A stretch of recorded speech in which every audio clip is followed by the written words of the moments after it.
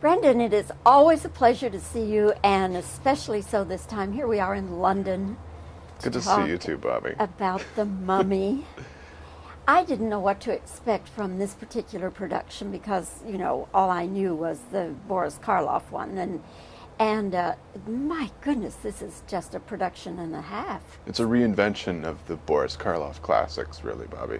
It's borrowed all the names and the locales and the basic premise of the 1930 classic films, The Mummy, Curse the Mummy, Mummy's Tomb. And The Mummy went through so many incarnations that by the time I think the Three Stooges got a hold of it after Abbott and Costello, we didn't know what to do with it. And Universal Films, therefore, had to reinvent it, which I think that we have successfully done. This is on such a grand scale. The opening shots are awesome, aren't they? Yeah. The sets and everything. This is a frame from the opening shot also. It takes us right back to Egypt, and we get to see the construction of the Sphinx in a moment, and it's 3,000 years ago. The pharaoh is arriving in his private chambers, and he discovers that his high priest is having an affair with his mistress. He's very angry, and in an act of passion, they take his life and then she her own, and a pact is made that Prince Imhotep will resurrect her.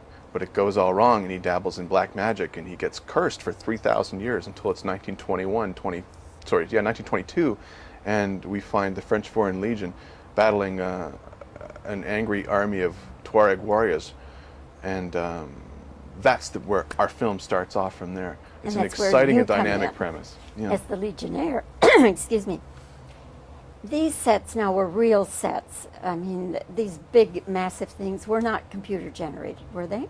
Well, in bits and pieces. You know, I'm hard-pressed to know the difference. Yes, indeed, it took 15 weeks of construction on an actual volcano, former volcano, geographical site. It was a brilliant set that was built so that it could fall apart. I don't want to give away too much of the movie, but the ancient city of Hamunaptra,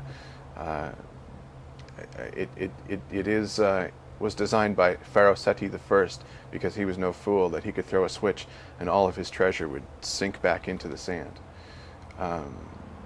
No expense was spared at creating the world of the past and the one that's we find in the very romantic period of the 1920s and 30s.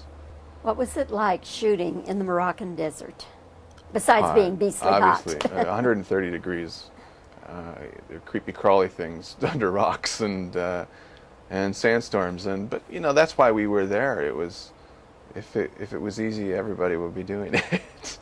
Did you make this film before or after you were married? Let me think about that. Before. So I had a real strong objective to make sure I got home.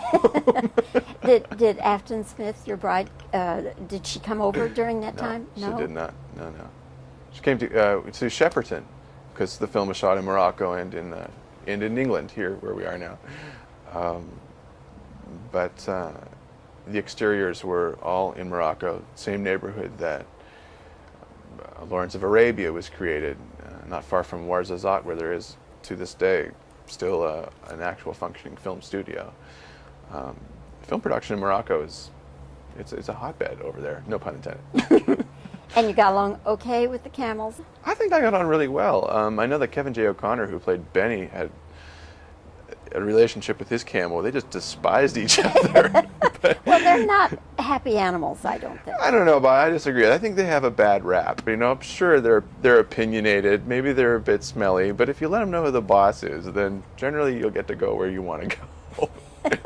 That was your approach anyway, huh? Yeah, I'm boss. I figured I'd make friends with them, and if we wound up lost, well, at least he's a camel. He knows where the water is, in theory. Brendan, congratulations to all of you on The Mummy. I enjoyed it very much, and I didn't expect to enjoy it that much, to be honest. I'm glad you did. But I really enjoyed it. Appreciated very much all the effort that went into it, and it's great to see you here in London. You too. Take care. All the best.